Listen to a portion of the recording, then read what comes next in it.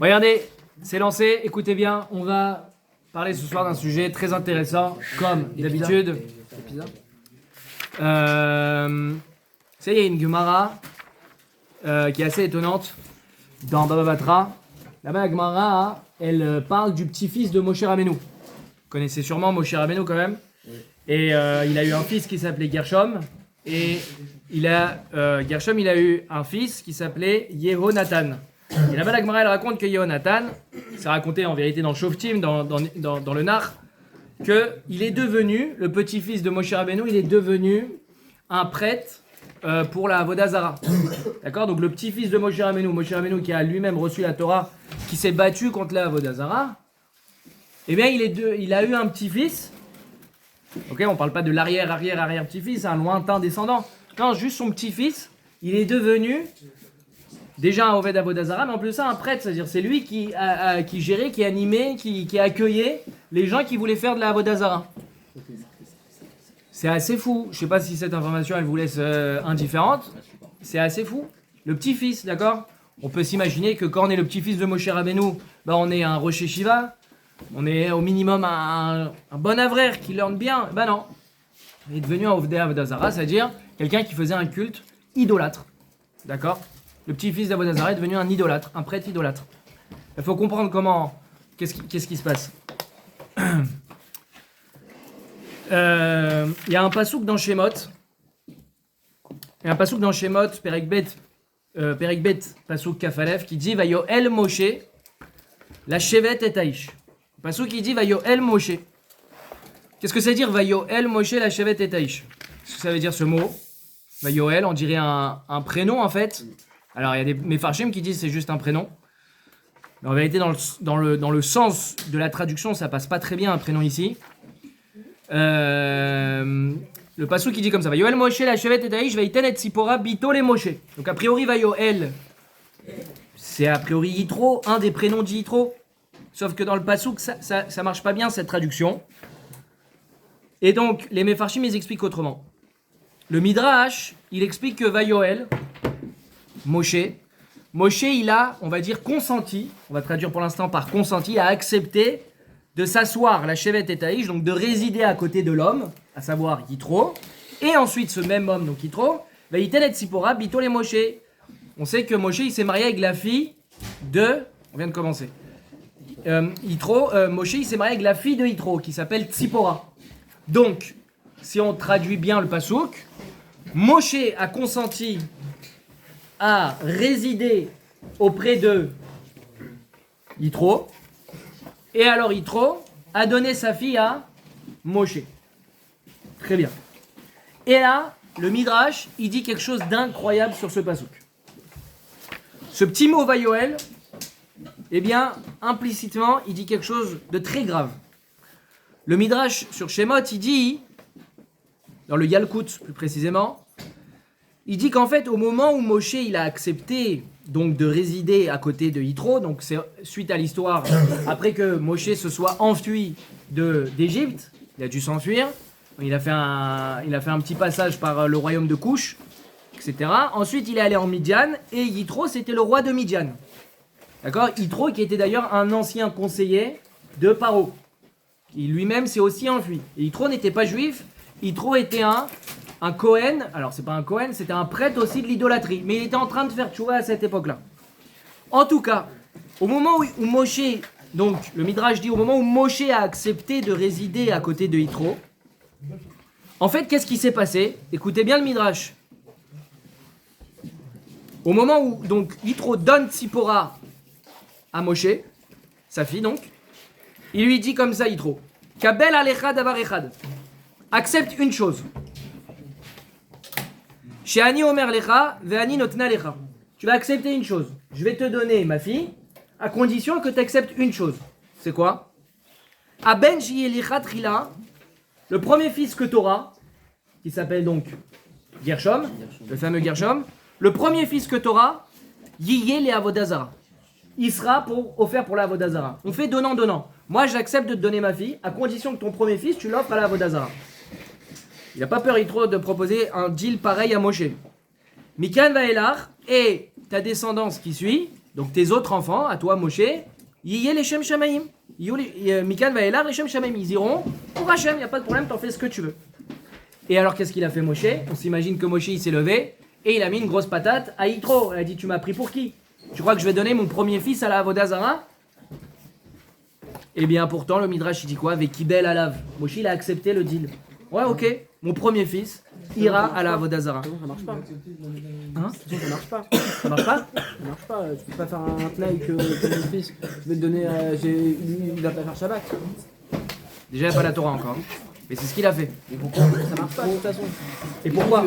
La bonne question c'est pourquoi? T'as dit que pourquoi il dit à Moshe que son fils il devait faire Ah, Avodah Zara. parce qu'il n'avait pas encore fini de faire tchouva, il était encore dans sa Avodah Zara. Mais il était en train de il était plus le grand prêtre tel qu'on le connaissait, mais il était encore dans sa Avodah Zara. Il n'avait pas encore accepté, il n'y a pas eu encore la parachute Yitro où on dit va Yishma Yitro et que Yitro il a accepté la Torah, etc. Pas encore.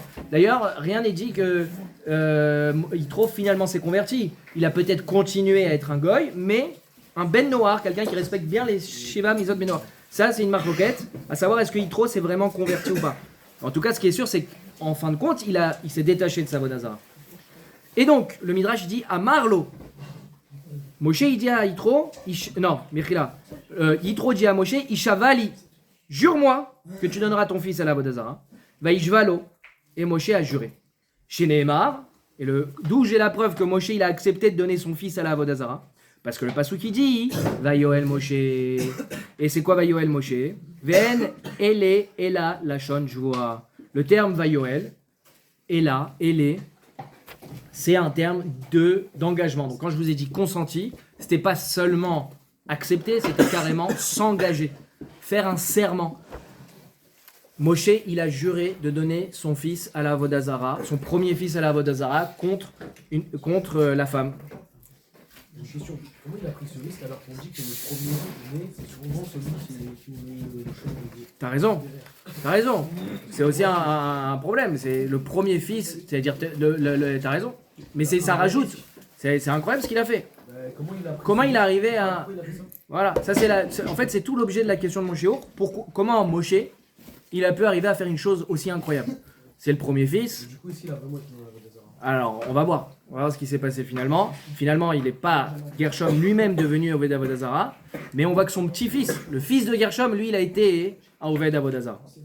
Donc, vous avez pas dit aussi que c'est au moment où il commence à se convertir? ouais. Après, Parce que Yitro, c'est qui m'a demandé Marvin, et j'ai dit, il n'était pas encore quelqu'un qui était croyant en Dieu. Il était plus le pape, on va dire. Avant, c'était le pape, c'est-à-dire c'était le prêtre de la Avodah Zara de Midian. Là, il n'était plus le pape. Il était juste un petit servant d'un autre Dieu, mais pas encore un juif. parce qu'il avait conscience, probablement, il avait un début de conscience. Mais pas encore. Donc pour lui c'est encore la Avodah Zara qui est en priorité. Alors, Attends, mais regarde, je vais... normalement, c'est tout.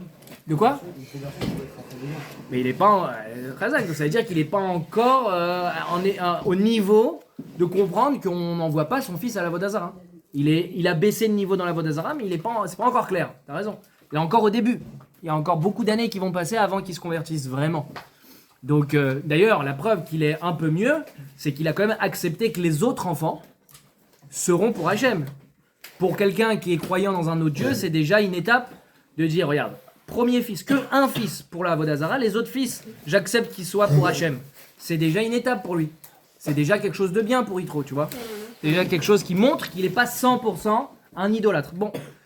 Mais ce qui m'intéresse surtout, c'est la question pourquoi? Pourquoi Moshe?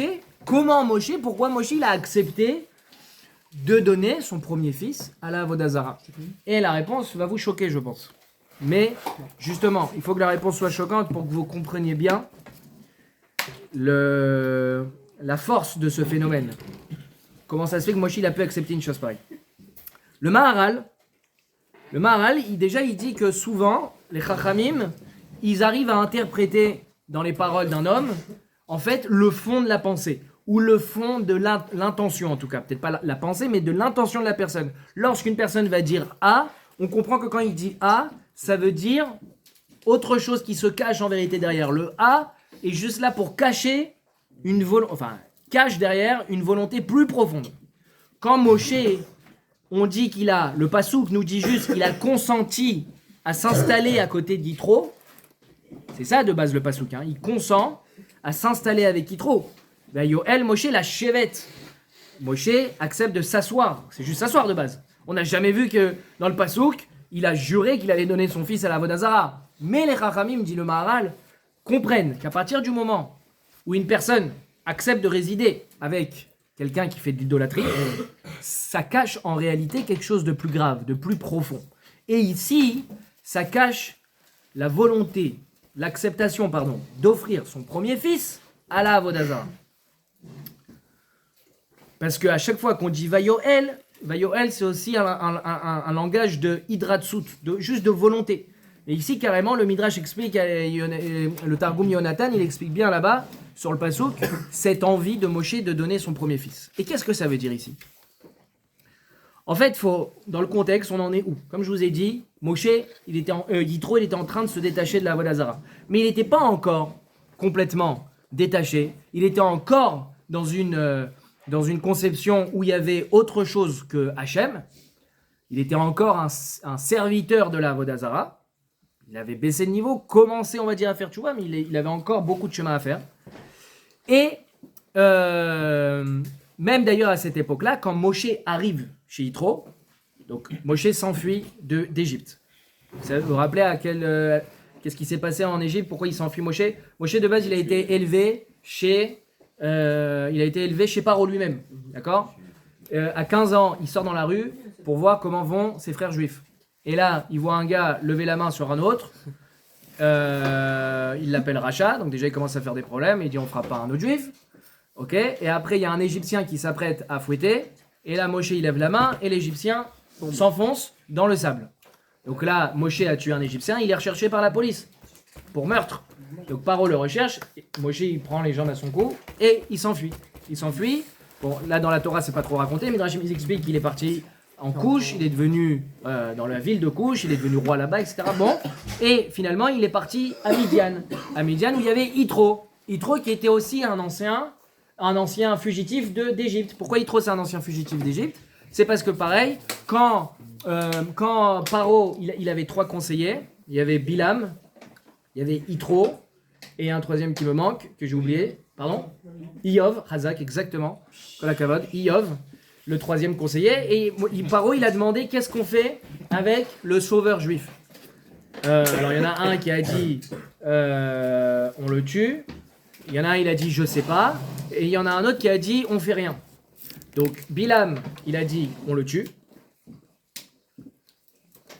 Iyov il a dit je sais pas, et Yitro il a dit on ne fait rien. Non, il n'a pas dit le feu est là.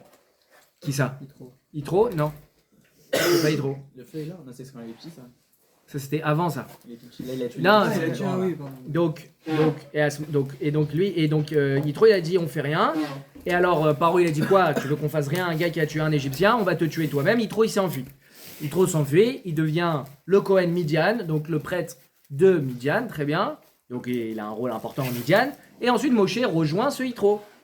Et quand Yitro voit Moshe arriver, qu'est-ce qu'il fait Yitro? Il le met au fond d'un puits pendant des années. Il le met en prison en fait, dans d'autres termes.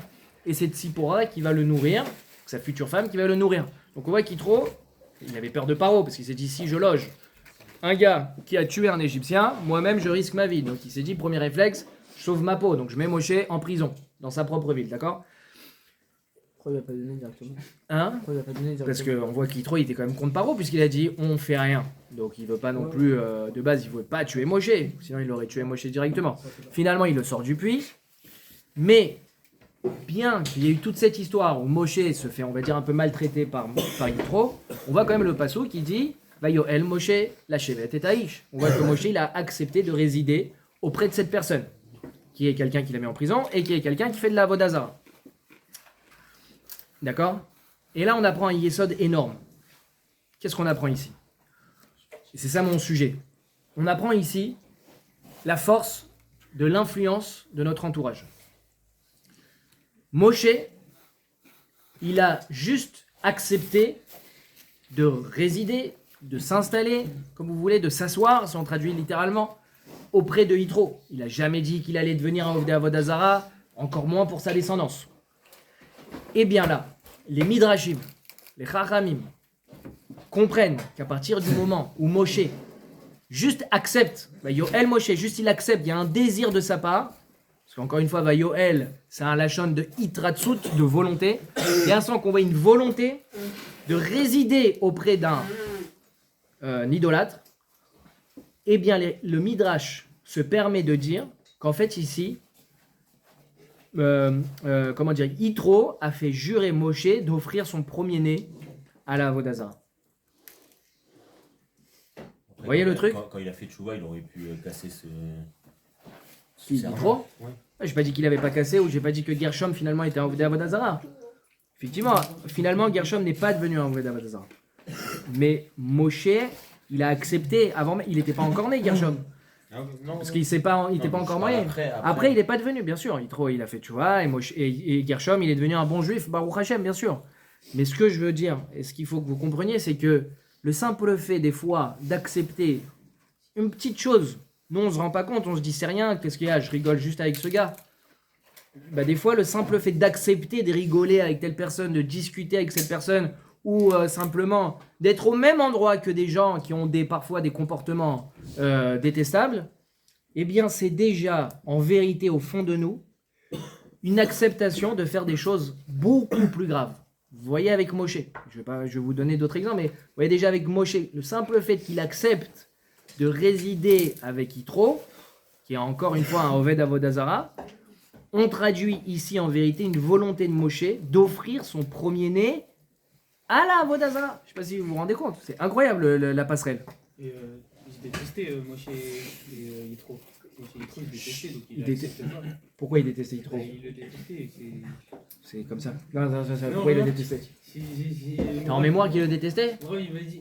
Quoi? Au début peut-être, parce que c'était un Oved Avodazara, Non, effectivement. Même après, il voyait, je crois qu'il.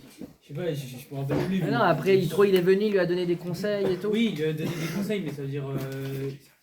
Je crois justement le fait qu'il ait accepté, des conseils de la part de Yitro alors qu'il le déteste même, ça montre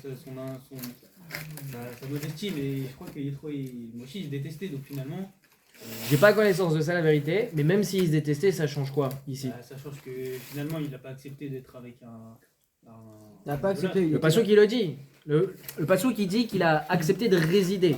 Peut-être parce qu'il voulait se marier avec Tzipora, peut-être pour ce que tu veux. Mais en tout cas, il a accepté de résider la Shevet et Taïch. Le Passouk, c'est ça justement que les Chachamim veulent nous montrer. Avec juste cette petite acceptation. Et peut-être ça peut être renforcé avec ce que tu dis. Malgré le fait même qu'ils se détestent, bien que je ne connaisse pas cette histoire. Et bien malgré tout, le simple fait d'accepter de résider avec quelqu'un qui fait de l'idolâtrie, j'ai pas dit que j'allais me convertir à son idolâtrie, j'ai rien de tout ça. Eh bien, il est prêt finalement à offrir son propre fils à la Avodazara. Donc ça, c'est la force de l'influence. C'est la force de la hashpa'a, en hébreu ça s'appelle, l'influence extérieure. Qui parfois, on se rend même pas compte, on fait pas attention, on croit que c'est rien du tout, on croit que ça nous passe au-dessus, que ça laisse pas de traces en nous.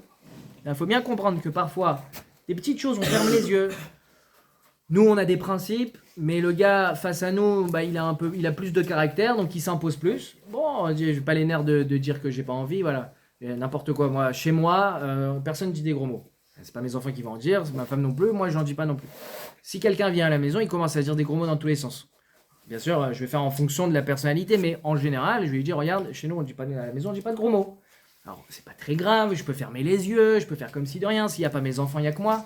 Non, parce que si j'accepte, ça peut vouloir dire, si j'accepte qu'ils disent des gros mots à la maison, finalement, ça peut être un signe que même moi, finalement, je vais en venir à en dire. C'est-à-dire que je cautionne ça. Si je cautionne ça, ça peut cacher quelque chose de plus, entre guillemets, plus grave. Bah non, on ne cautionne pas. Si je dis rien, ça veut dire je cautionne. Ça peut vouloir dire que je cautionne. On dit rien, mais on fait pas la même chose que lui. C'est ça que je suis en train de dire. Moshe, est-ce qu'il a dit qu'il va devenir Ovdei Avodazara? Est-ce que Moshe, il a dit qu'il allait devenir lui-même un idolâtre? Non. Et pourtant, les Chachamim ils disent quoi? Le Midrash explique que quand le Passouk dit Vayo El Moshe, que Moshe il a accepté de résider auprès de Yitro, ça veut dire, qu'est-ce qui s'est passé à ce moment-là? En vérité, il s'est passé que Moshe il a accepté d'offrir son fils à la Avodazara. T'imagines le passage? Donc c'est plus que cautionné, il offre sa descendance. Lui, il n'allait pas devenir Oved Avodazara, mais sa descendance, son premier fils, comme il a dit, c'est Elon, je crois. tu t'appelles Elon Arwas, voilà, il a dit son premier fils, le tout premier de sa descendance, il est capable de l'offrir. Regardez dans le Targum Yonatan, il explique aussi ce qui s'est passé comme ça dans les détails, c'est incroyable. Ok, mais du coup, comme tu as dit, son fils, il n'est pas devenu Oved Avodazara, mais son petit-fils est devenu Oved Avodazara. Ouais. Comment il est devenu. Comment il est devenu Oved Avodazara? Ben, c'est justement, en fait, ce passage-là. C'est ce passage-là, c'est au moment où Moshe. Attendez, je vais avancer dans le truc, vous allez comprendre. Il y a des étapes. Donc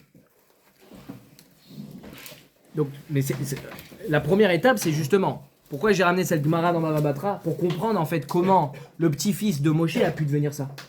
Parce que, effectivement, finalement, Gershom n'est pas devenu ça. Bah oui, ça. Il n'est pas devenu ça parce que Yitro lui-même il a fait tchouva, bien qu'on va voir que Gershom il a eu des petits problèmes dans la religion, pas de sa faute, mais il en a eu. Mais son fils à Gershom par contre, lui-même est devenu Oved Avodazara. C'est-à-dire que la volonté à ce moment-là de Moshe de résider, excusez-moi de me répéter, mais la volonté de Moshe de résider auprès de cet homme-là, à ce moment-là, ça a laissé des traces dans son éducation. Ça a laissé des traces dans sa famille. La preuve, c'est que son petit-fils, Yehonatan, est devenu le pape d'une certaine... Enfin, quand je dis le pape, c'est pour que vous compreniez. Le chef d'une idolâtrie à son époque. Le petit-fils de Moshe Rabbeinu. D'accord? Difficile à s'imaginer. C'est dans Shoftim, c'est raconté là-bas, où ce fameux Yehonatan, et puis vous prenez Baba Batra Kouftet, là-bas c'est bien raconté. Faut comprendre que dans la Torah, en général, quand un nom est cité, on parle pas de rigolo. D'accord? On peut parler de Rechaïm même Goumourim, des gens, on parle de Esav, on parle de Lavan, on parle de Nimrod. Mais tous ces gens-là, c'était des grandes personnes. Pas des grandes personnes dans le sens des belles midotes, évidemment que non. Mais des gens intelligents. Des gens qui avaient des idées profondes, qui avaient un but clair, qui avaient peut-être des idéaux, peut-être des idéaux catastrophiques. Mais faut pas croire que ces gens-là, c'était des idiots ou des fous ou des gens bizarres. Non, c'est comme si je vous dis, je sais pas, Hitler, pour devenir Hitler, faut avoir quand même en vérité de l'intelligence. Alors il y a une forme de folie dans la personne, mais pour monter un empire pareil, faut être quelqu'un quand même. Faut être capable de faire une propagande pareille, faut être capable de soulever les masses comme ça, parce qu'il venait de nulle part. Vous savez tous qu'il était de base un petit peintre dans la rue, donc c'était en vérité de base presque un clochard. Il faisait des peintures, vous savez, comme à Montmartre, là il y a les gars qui vous font des caricatures comme ça. Hitler de base c'était ça, un gars dans la rue, de base il voulait devenir, c'est un Autrichien, il rêvait de devenir un grand artiste, et puis finalement il n'a pas réussi, et au fur et à mesure on va dire que sa haine, il avait de la haine contre l'humanité, puis sa haine souvent elle se cible sur quelque chose, et elle s'est ciblée sur les juifs pour justifier l'échec de l'Allemagne, ou l'échec de ci, de ça, etc. Bon. Et donc pour devenir Hitler, il faut être quelque chose, pour devenir Yeshua, il faut être quelque chose, c'est-à-dire il faut représenter quand même une forme d'intelligence. Et donc pareil pour tous les gens cités dans la Torah, c'est des gens qui étaient tout sauf fous ou tout sauf idiots. On ne parle pas de trisomiques, on ne parle pas d'abrutis, on parle de gens intelligents. D'accord? On peut utiliser son intelligence dans le bien comme dans le mal, évidemment, mais des gens intelligents. Et pourquoi je vous dis ça? C'est parce que, justement, ça va, comment dire, ça va soulever encore plus l'étonnement. Par exemple, vous avez Datan et Aviram. Datan et Aviram, c'est deux personnes qui ont été tuées parce qu'elles ont fauté. Et il faut comprendre c'est quoi leur faute. Parce que si on dit... En fait, c'est juste des idiots. Alors l'histoire, elle est réglée. Justement, on parle pas d'idiots dans la Torah. Nathan et Aviram, ils font partie des 600 000 juifs, ou des 3 millions de juifs plutôt, qui ont assisté à l'ouverture de la mer Rouge. Et ils ont fait partie de la sortie d'Égypte, et ils ont vu l'ouverture de la mer Rouge. Quand je vous dis ça, c'est pour vous dire qu'ils ont vu clairement la présence de Dieu. D'accord? Ils ont vu clairement des miracles incroyables. D'accord? C'est pas discutable. Quand tu as vu ça, on se dit, si on voyait l'ouverture de la mer Rouge, on se dit tous, forcément, on devient le plus grand tzaddik, on ne remet plus jamais en doute la Torah et on fait les 613 mitzvot H24.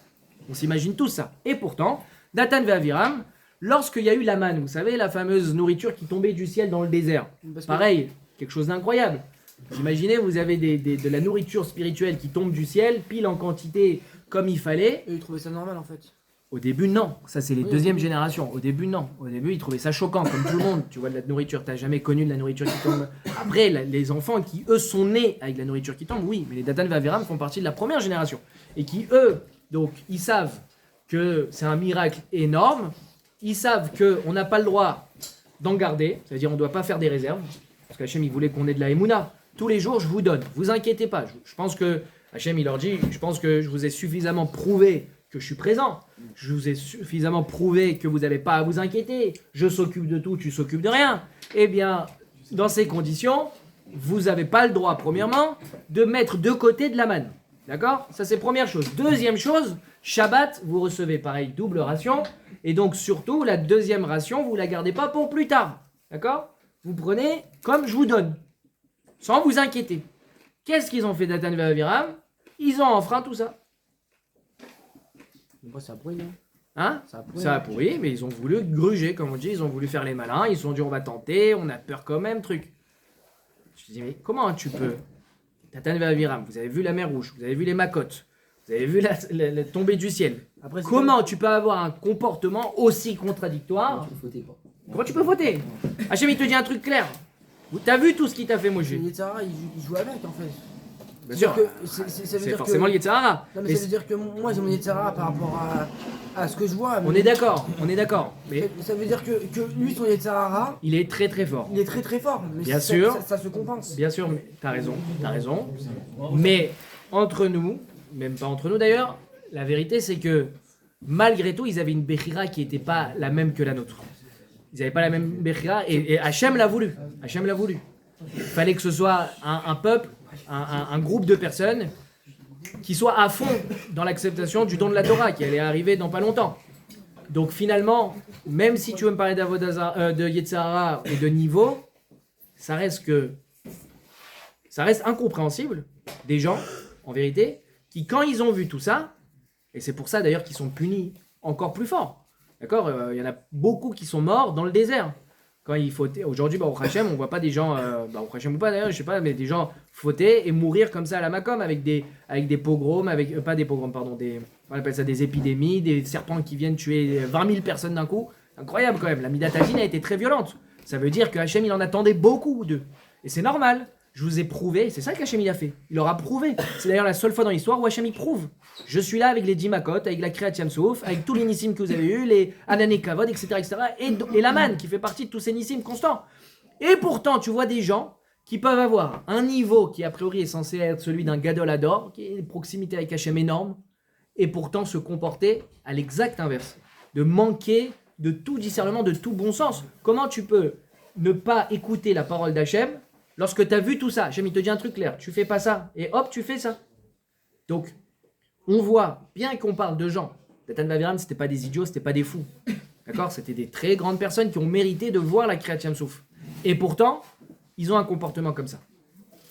Ça, c'est juste pour dire, il faut pas croire que... Il faut pas croire. Il y a des pizzas, hein, c'est Moti.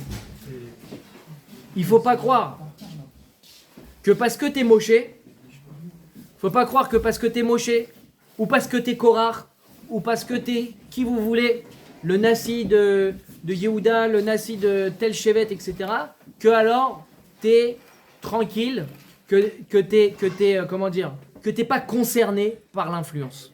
C'est ça qu'on apprend ici. Datan et Aviram, ils ont pu avoir un comportement pareil. Korach, vous savez que à ce moment-là, non là c'est juste pour Datan et Aviram, c'est un exemple pour dire que bien que tu peux être, que dans la Torah on parle de très grandes personnes et que tu peux avoir un comportement qui est complètement contradictoire. C'est ça que je veux dire. Là, je parlais pas d'influence. Effectivement, Datan et Aviram ne sont pas fait spécialement influencés. Par contre, Korach, là-bas la Torah elle dit dans les psukim que tous ceux... Pourquoi ils ont fauté alors? Pourquoi ils ont fauté? Parce que pour la raison que tu as dit. Non, ça y a pas de problème. Non, là je parlais pas d'influence. Là je parlais de niveau de personnes qui peuvent avoir un comportement complètement contradictoire avec ce qu'on attend d'eux. Donc, pour expliquer aussi comment Moshe, qui est Moshe Rabbeinu, d'accord, malgré tout, il a pu être influencé. Les gens à l'époque de Korach. Jacob et Esav. Jacob, il a accepté de parler à Esav. Et alors? Attends, j'arrive. On va parler de Jacob. Donc, Korach, écoutez bien, Korach, qu'est-ce qui s'est passé avec Korach? Donc Korach, il s'est rebellé contre Moshe, donc ils étaient 250 à se rebeller contre Moshe, Korach et toute son équipe. Et lorsque Hachem, il a dit, ils vont tous mourir, il a dit, attention, tout celui qui touche, même du bout des doigts, ce qui appartient... Prenez des pizzas, il y a des pizzas pour tout le monde. Et il y a de la place là devant. Là, ici. Faites motzi et mangez des pizzas. 5 par personne. Korach, tout celui qui s'approche de Korach, qui touche à quelque chose qui lui appartient, que ce soit physiquement ou matériellement, eh bien il fera partie des gens qui tomberont dans la bouche de la terre. La terre s'est ouverte, elle a avalé Korach et sa famille et toute son équipe, Korach et Dato. Et pourquoi alors la Torah elle te dit même toucher du bout des doigts? Elle revient à cette notion d'influence. Le simple fait d'accepter de toucher ce qui représente à cette époque-là le mal, Korach qui est le rebelle, qui accepte, qui ose se rebeller contre Moshe et Aaron. Encore une fois, Moshe et Aaron qui ont prouvé, ça a été prouvé à maintes et maintes reprises, qui étaient des gens clairement des envoyés d'Hachem. C'est eux qui avaient la ligne directe avec Hachem. Korach il n'a pas eu peur. Korach il a dit ça y est maintenant c'est fini, on est tous au même niveau. Moshe et Aaron vous n'êtes plus les dirigeants. Nous aussi, on peut être dirigeants. On est tous dirigeants au même niveau. Maintenant qu'on a reçu la Torah, ça y est, il n'y a plus de différence. Bon, c'était une marque loquette profonde, mais finalement, ils ont quand même osé. Et les Mefarshim, finalement, ils disent qu'au fond du fond, il y avait beaucoup de gava dans cette dispute. Et donc, avec cette gava, il a réussi à fomenter une grande marque loquette qui avait du sens profondément, on va dire. Mais le simple fait d'oser, d'accepter, de s'approcher de ces gens-là, de toucher ces gens-là, ça veut dire que, dans le fond, tu acceptes de leur ressembler. Encore une fois, c'est cette idée qui revient. Quand Abraham, je vous raconte plusieurs histoires. Quand Abraham avec Lot, Lot, qu'est-ce qui s'est passé? Lot, il était à Sdom. Et Abraham, il a prié pour sauver son neveu Lot. D'accord? Bien, Lot, il aurait dû, avec sa famille, mourir. On avait parlé de Sdom à un moment, il y a quelques semaines. Il aurait dû mourir avec la ville de Sdom, Lot. Abraham, par mon sroud, s'il te plaît, Hachem, sauve Lot, ça me ferait trop de la peine que mon neveu meure. Très bien. Et en quittant Sdom, en fuyant Sdom, qui était déjà en train de croupir sous le sel et le soufre, Hachem il a complètement détruit la ville, eh bien Hachem il a dit à Lot et sa femme, à sa famille, surtout vous retournez pas. Vous n'avez pas le droit de vous retourner, vous n'avez pas le droit de voir la ville en train de se faire détruire. Pourquoi? Et pourquoi finalement quand la femme de Lot elle se retourne, alors elle-même se transforme en statue de sel? Quel rapport? Vous savez, dans la Gemara Sota, on apprend là-bas que une personne qui regarde la femme Sota exploser, la femme Sota c'est celle qui était suspectée d'avoir fauté avec un homme, bien qu'elle était mariée, elle est soupçonnée donc, elle n'avoue pas sa faute, alors on lui fait boire une eau spéciale dans laquelle on a fait effacer le nom d'Hachem, Yudke Vavke. Elle boit ça. Si elle n'a pas fauté, elle rentre chez elle, elle s'est juste hydratée, magnifique. Et si elle a fauté, Elle explose. Si elle a rien fait, elle est baignée. elle est bénie. Ouais, elle s'est fait suspecter. Qui allait être Toulouse, un truc comme ça. Voilà, très bien. Moi, ce qui m'intéresse, c'est quand elle explose. C'est bien plus marrant. Donc, Il y a très peu de cas comme ça qui avaient voire 2 ou 3. voire zéro. Il y a des sœurs qui se sont échangées. Non, je Ah, il y a des cas, bien sûr, il y a des cas. Mais franchement, il fallait avoir. Bon, en tout cas, écoutez bien. Voir et tout, enfin. La Gemara dans Sota, elle dit quoi? La Gemara dans Sota, elle dit qu'une personne qui regarde cette femme-là recevoir sa punition, elle doit tout de suite devenir nazir. C'est quoi nazir? Nazir, c'est s'interdire de se couper les cheveux pendant un mois et de s'interdire de boire du vin et tout ce qui se rapproche du vin, donc le raisin et tout, pendant un mois. Pourquoi? Pourquoi? C'est minimum un mois. Pourquoi? Non, Pourquoi cette personne qui a vu la femme Sota exploser, qui a regardé, elle doit tout de suite devenir nazir. Donc s'interdire du vin. Comme on est suspecté, alors comme ça. Parce que, c'est une question rhétorique. Parce que, écoutez bien, faut savoir qu'il y a deux types de réactions face à une faute. Face à une faute, je veux dire quand on voit quelqu'un fauter ou quand on voit quelqu'un se faire punir. Tu peux, d'un côté, être écœuré, dégoûté, ça te renforce dans ton sens de ne pas vouloir fauter, mais à l'inverse, ça peut aussi te donner envie de fauter, ça peut t'influencer dans la faute. Par exemple, c'est dans le Midrash, là-bas on raconte que quand tu montrais, par exemple, à certains ivrognes, d'autres, donc quand ils avaient décuvé, tu dis regarde à quoi tu ressembles, et là il lui montre un autre ivrogne en train de courir dans la rue, eh bien sa réaction à l'ivrogne, c'est de dire waouh, quel vin il a bu pour être dans un état pareil. Il a envie d'être dans le même trip. Donc en fait, au contraire, ça lui fait l'effet négatif, ça l'enfonce dans sa bêtise. Mais une personne qui avait une femme sota, donc qui a fauté, elle doit s'éloigner de tout ce qui pourrait lui-même, tout ce qui pourrait le pousser lui-même à fauter.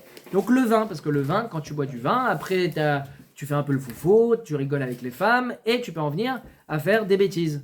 Donc encore une fois, je vous parle ici d'influence. Quand la personne simplement elle a vu une personne se faire punir, pas se faire récompenser, se faire punir, ça peut te donner envie malgré tout de faire cette même faute.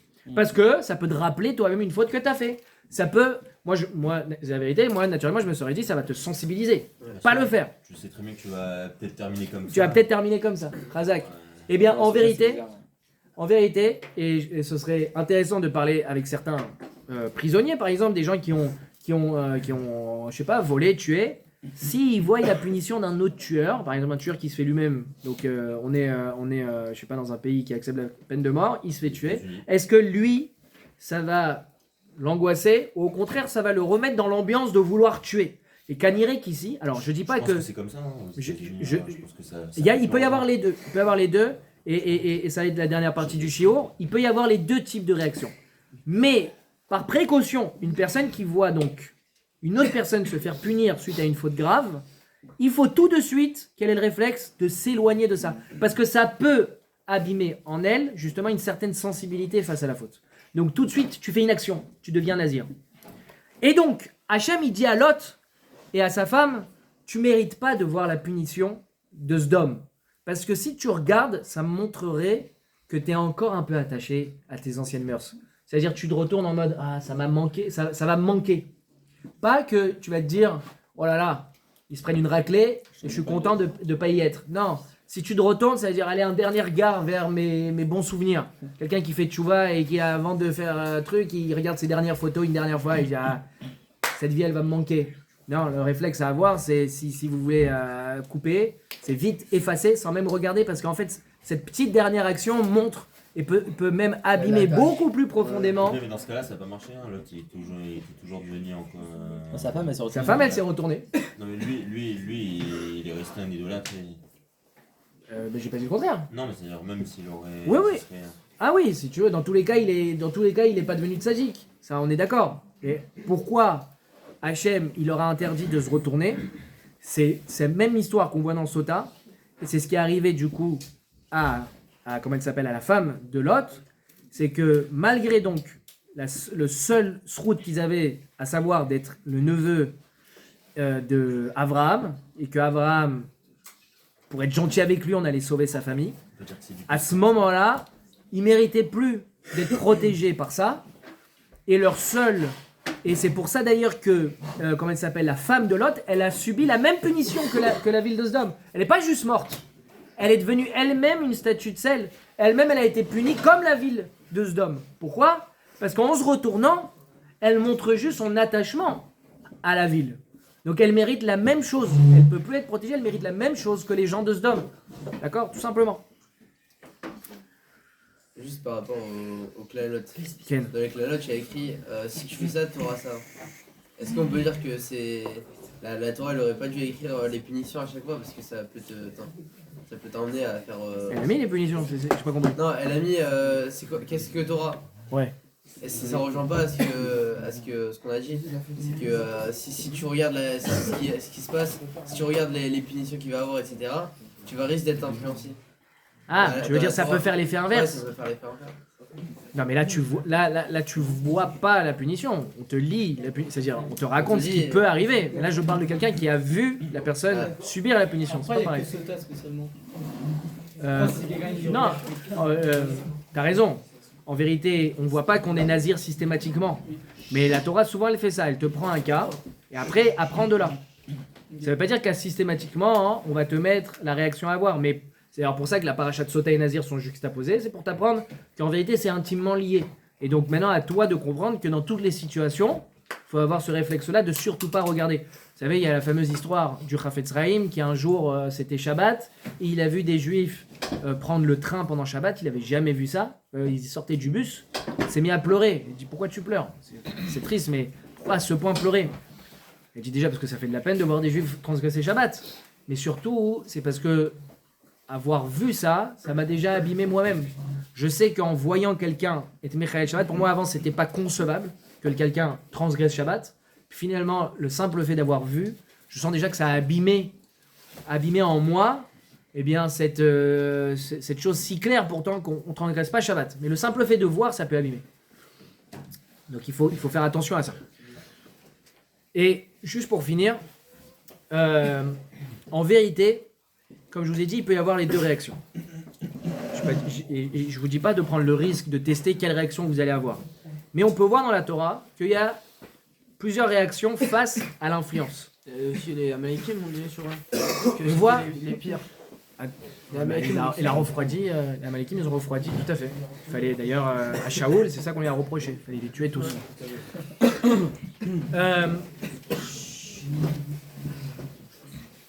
Comment dire, le Yaakov Avinu,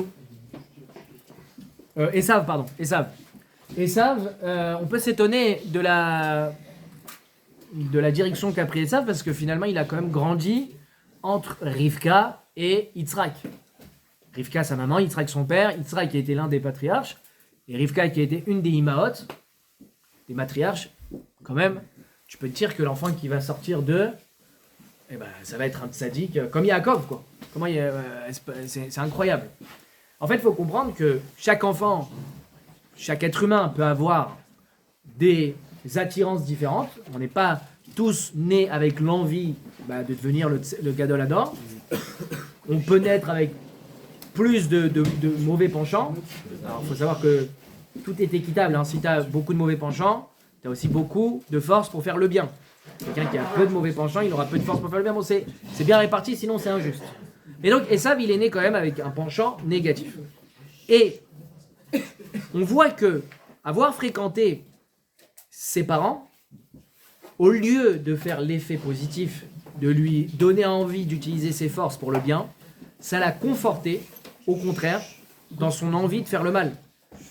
Parfois, quand quelqu'un fréquente un fumeur, c'est le meilleur exemple, et qui lui-même non-fumeur, ça peut lui donner ou envie de fumer, ou au contraire, ça peut lui rendre encore plus le dégoût de fumer. Les deux réactions sont possibles. Yaakov, on voit qu'il a fréquenté Lavan, il a dû passer par des fois même du mensonge, puisqu'il a menti pour les brachot. Lavan, il a fréquenté... Pardon ? Bon, Lavan, c'était pas un Lavan, c'était un grand rachat. Lavan. Ah oui. Lavan, qui a offert d'abord Léa, après Rachel. C'était le patron des arnaqueurs, d'accord ? Au lieu de, quand il fait la bise, c'est pour vérifier si t'as des diamants dans la bouche, il te tâte les mains, genre il te serre la main, c'est pour voir si t'as des trucs. Et très très très fort, kleptomane, pickpocket, tout ce que vous voulez.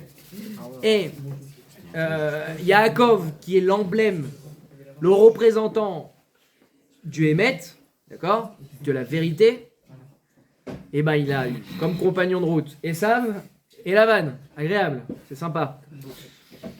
Esav, Lavan comme beau-père, t'imagines? Donc, il a dû, pareil, arnaquer Esav. Donc, on peut pas imaginer comment c'est contre nature pour Yaakov de faire une chose pareille. Et fréquenter pendant plus de 14 ans Lavan. Quel cauchemar pour un homme pareil. Eh bien, il a fallu ça, en vérité, pour le conforter, le renforcer dans cette Midat Haemet. C'est-à-dire qu'il peut y avoir les deux réactions. Il peut y avoir où la réaction, Yaakov devient lui-même le futur grand pickpocket de l'histoire, Al Capone, bis. Ou bien non, il devient le représentant, est-ce qu'il est devenu l'emblème même du Hémet.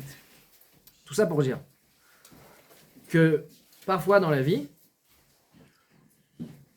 on peut faire des choix qui ont l'air comme ça un peu anodins, pas très graves. J'accepte, j'ai pas 1000 exemples. Il y en a 1000 en vérité, mais en tête j'en ai pas 1000. Mais disons, quelqu'un qui est à la fac. Vous savez, à la fac, il y a souvent le système des binômes. Je sais pas si vous connaissez, ça veut dire que souvent c'est en médecine, etc. Quand il y a beaucoup de travail, on fait un système de binôme. Toi tu gères plus cette matière, toi tu gères plus cette matière. Et ensuite on se complète l'un l'autre. On va s'entraider, ok ? À deux on est plus fort. Tu peux choisir ton binôme. Tu choisis ton binôme. Et ben c'est intéressant de voir avec quel binôme tu vas t'installer. Parce qu'il faut savoir qu'un binôme, c'est une personne avec qui tu vas passer toute l'année. Donc toi, tu te dis non, c'est dans le cadre du travail. C'est vraiment sérieux. Eh bien, ce petit truc-là, ce petit truc que tu as accepté de t'installer peut-être avec quelqu'un qui est complètement couvert, avec quelqu'un qui va t'amener complètement dans des trucs. Voilà, il y a des gens, ils fument pas, mais ils adorent être avec les fumeurs. Donc, tout ça, c'est des petits trucs. Bah, le simple fait que tu aies accepté autre chose.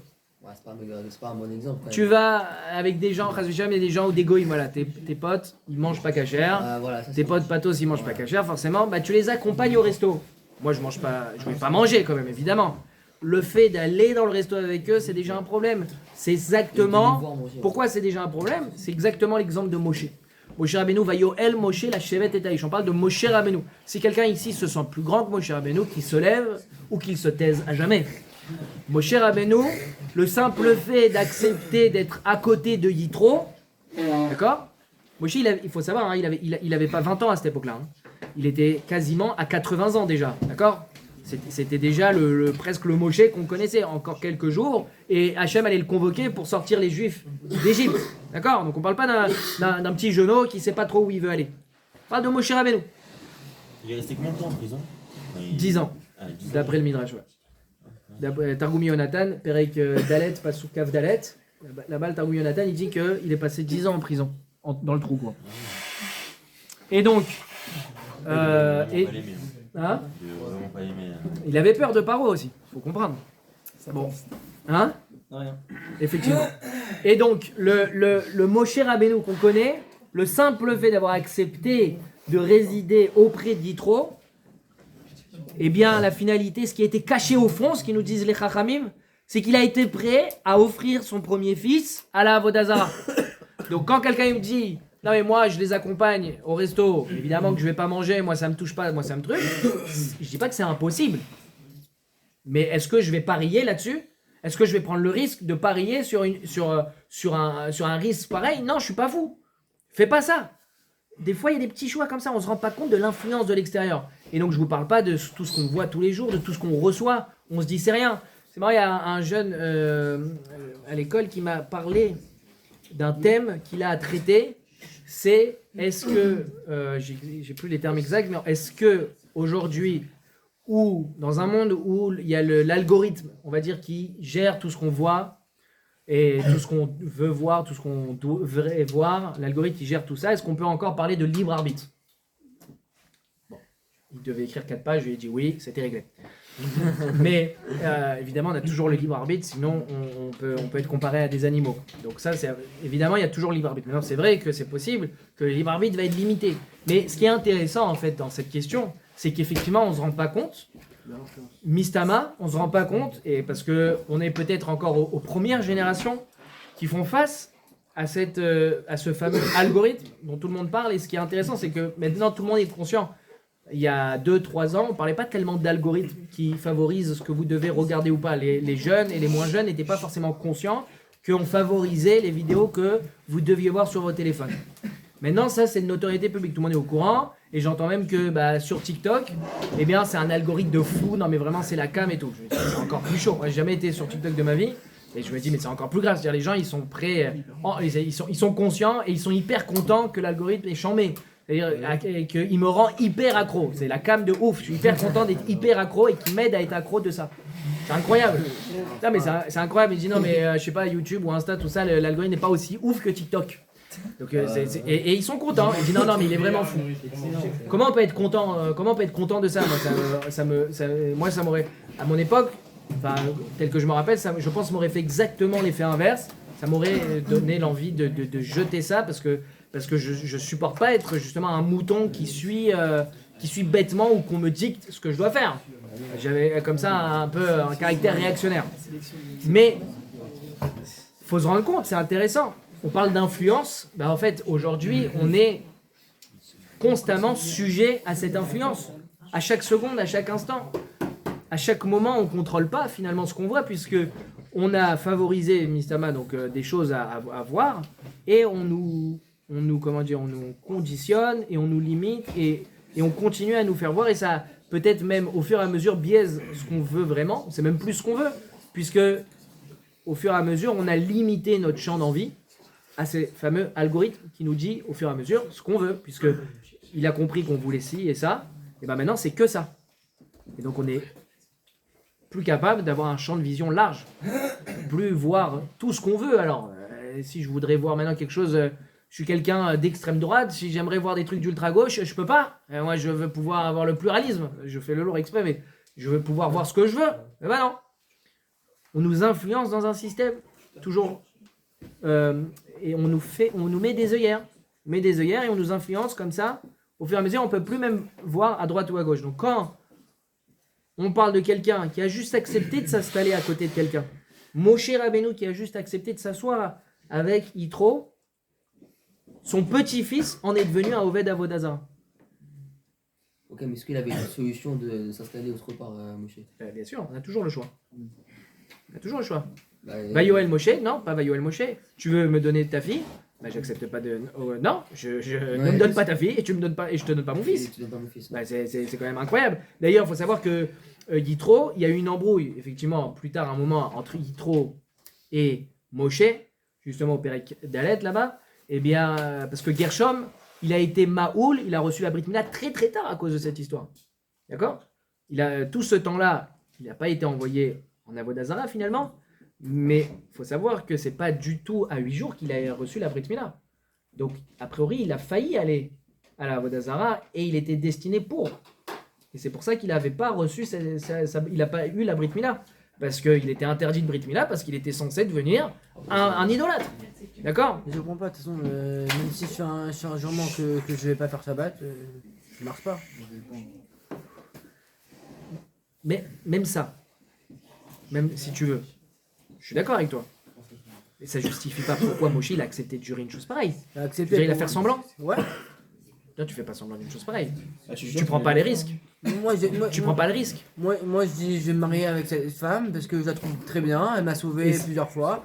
Et je vais dire. Ton pshat, que- non mais ton pshat, Et c'est après- pas le pshat du Midrash. Le Midrash, il te dit pas il a fait semblant pour avoir Tzipora. Le Midrash, il te dit juste qu'il a accepté de donner son fils à la Vodazara. Après, ça, je vois, elle a pas de valeur, elle a de la valeur, ce que tu veux. Moshe, il a accepté de donner son fils à la Vodazara. Alors comment il a accepté alors? Comment ça se fait? Il y avait des Melchior, c'était bizarre et tout. Mais c'est ça que je veux. Mais c'est tout l'objet de mon shiur. L'objet de mon shiur, c'est de dire l'influence des choses. Le simple fait d'accepter de résider à côté de Yitro a provoqué les Chachamim comprennent en vérité de manière implicite que Moshe était prêt à offrir son fils à la Vodazara. Il a été suffisamment influencé pour arriver à une chose pareille. Et on voit dans Baba Batra d'Avkouftet que Yehonatan, petit-fils de Moshe, est devenu lui-même un idolâtre. Vous voyez la relation entre fréquenter quelqu'un qui a priori est infréquentable et les conséquences de ça. Donc quand vous êtes à l'école, quand vous êtes à la fac, dans la rue, ce que vous voulez, faut pas croire que mais non mais si je rigole avec lui c'est rien du tout, mais je suis pas vraiment pote, tout ce que vous voulez, que dans vos têtes vous avez des excuses ou des justifications pourquoi vous faites ça, pourquoi vous êtes avec lui, pourquoi vous parlez de ça. Si vous avez des principes, rentrez pas là-dedans. Rentrez pas là-dedans parce que ce que je veux vous dire ce soir, et c'est dans le quotidien, c'est la force de l'influence des choses. La force de l'influence. Et si vous voulez vous mesurer et dire non c'est moi qui vais l'influencer, vous prenez des risques de oufou. Moshe Rabbeinu, il voulait faire tchouva à Yitro. Hein. Moshe Rabbeinu, il s'est dit je vais faire tchouva à Yitro.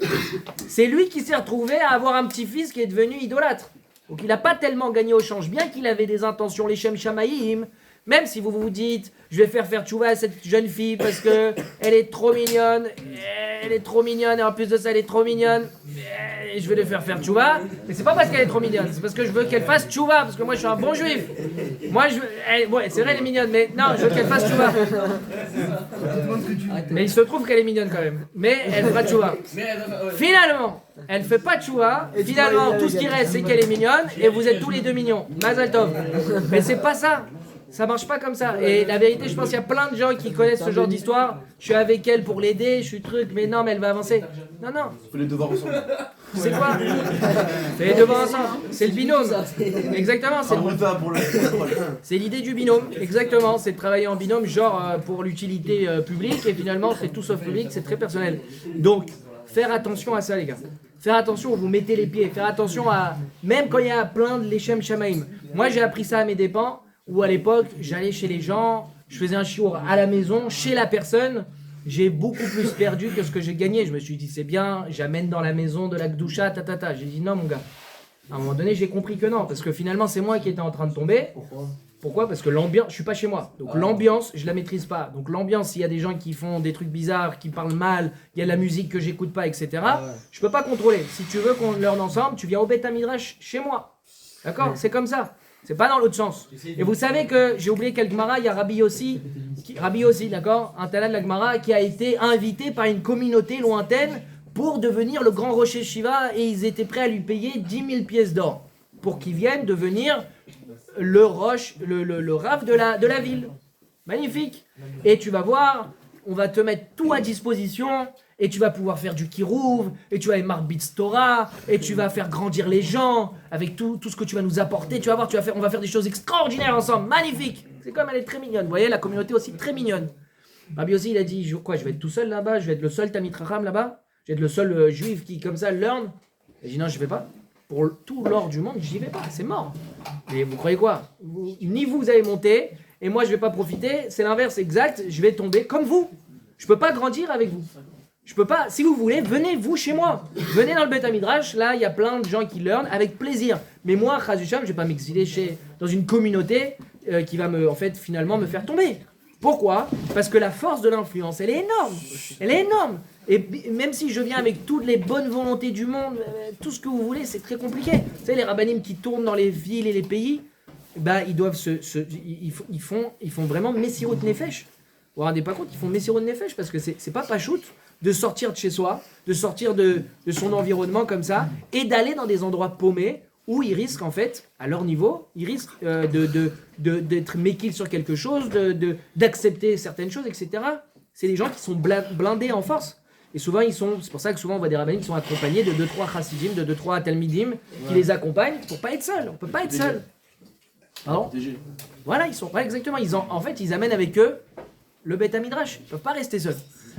Donc les gars, je sais pas si vous vous rendez compte, répétez-vous ça quand vous êtes face à une situation où vous dites non détente, pensez à Moshe Rabbeinu, qui peut-être lui-même s'est dit, non seulement il s'est pas dit non détente, il dit mais non, moi c'est pas non détente, moi c'est les Shem Shamaim, je vais faire tchouva à Yitro.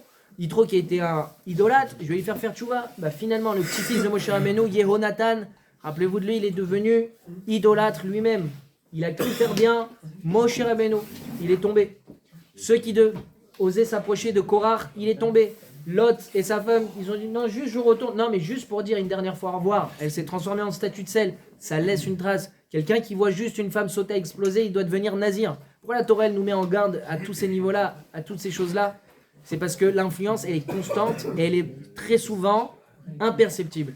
Mais les résultats, on les voit plus tard. T'as laissé ça, t'as accepté ça, ça arrive tout le temps. Bon, ça va, je vais pas faire de bâtard, je vais rien dire. Bon, c'est pas grave, il fait ça. Ok, truc. Vous verrez quand même chez vous à la maison, des fois, les choses tu peux pas accepter, c'est pas possible. Si tu acceptes un petit peu, en fait, toi-même, tu es en train de casser tes principes. À l'école, si tu as un principe, tu fais pas ça. Si tu manges pas ça, si tu dis pas ça, si tu regardes pas ça, si tu écoutes pas ça, je sais pas ce que vous voulez. Le gars, il veut te montrer, non, mais juste regarde un snap hyper marrant, je sais pas quoi. Et je dis, non, je regarde pas ça, moi. Je sais pas, c'est pas mon truc, je regarde pas. Et si tu dis, bon, une fois, un petit peu, où j'accepte vos trucs. Non, j'ai pas dit d'aller faire la leçon à tout le monde. Faites la leçon à personne, vous vous occupez de vous. À faire la leçon, c'est vous qui allez tomber, vous risquez plus. Surtout, occupez-vous de vous. Occupez-vous de vous au quotidien. C'est très bien. Mais ne croyez pas que vous êtes intouchable, ne croyez pas que l'influence, elle n'existe pas. Votre binôme, juste je fais les devoirs comme tu as dit. Non, ou qu'elle est très mignonne, alors je vais l'aider à faire tchouva. Non, elle est très mignonne, elle est juste très mignonne, on l'a dit 10 fois. Il n'y a pas, je vais faire tchouva à qui que ce soit. Sachez que la meilleure façon pour faire évoluer les autres, c'est si vous grandissez vous. Vous grandissez vous étudiez, vous êtes un exemple. Combien de fois je me rappelle quand j'étais à Keter Shlomo à l'époque, Rav Samuel il nous disait, commencez pas à faire les foufous à la maison, vous revenez après un mois de yeshiva et vous dites ah faut pas dire ça, faut pas s'habiller comme ça, faut étudier, faut pas manger ça, et c'est pas cachère et le lait, la viande. Tais-toi petit morveux, tais-toi. Tu t'assois, tu prends ta Gemara et tu learn. C'est tout ce que tu as à faire, tu te lèves à l'heure à la tfila et tu learn. Si vous voulez influencer les gens, c'est que comme ça, par l'exemple. Et c'est pareil avec les enfants. Tu peux répéter 10 000 fois à un enfant quelque chose, si toi-même tu ne le fais pas, ça servira à rien. Tu peux répéter 1000 fois à un enfant, dis merci, dis de rien, dis bonjour. Ça rentre à peine, c'est juste des disputes. Par contre, si toi, tu dis tout le temps merci, tu dis tout le temps de rien, tu dis etc., si tu es poli, l'enfant il changera. Tu peux répéter 1000 fois à un enfant et tu dis, ça va pas faire grand-chose. Ça va juste l'angoisser. Par contre, s'il voit son père étudier tous les jours, avoir une chavruta, sortir le soir pour aller à un chiour, le matin se réveiller à l'heure pour la tefila, là, l'enfant, il va voir son père le faire, il va voir l'exemple, ça va lui donner envie. Les enfants, ils copient, ils imitent. C'est pas des gens qui exécutent, c'est des gens qui imitent. C'est des imitateurs. Bah, mon fils, il me voit faire comme ça, et bah, mon fils, il veut faire comme ça. Voilà. Ça ne sert à rien en plus, c'est dommage. Mais il fait comme ça, il est content pour l'instant. Il a son petit stender et il veut faire comme ça. Et s'il me voit m'énerver, et bien pareil, il va s'énerver. Des fois, un enfant, il réagit, on ne comprend pas. Il crie dans tous les sens. Pourquoi? Parce qu'il imite. Il imite. C'est tout. Donc si vous voulez influencer, c'est par l'exemple. Mais n'allez pas vous frotter. Faites attention, gardez vos distances avec tous vos principes, gardez-les, construisez-les si vous n'en avez pas. Faites attention à l'influence. Shavuot Tov ou Mazal Tov. Et tout de suite, Zimoun avec Monsieur Cohen.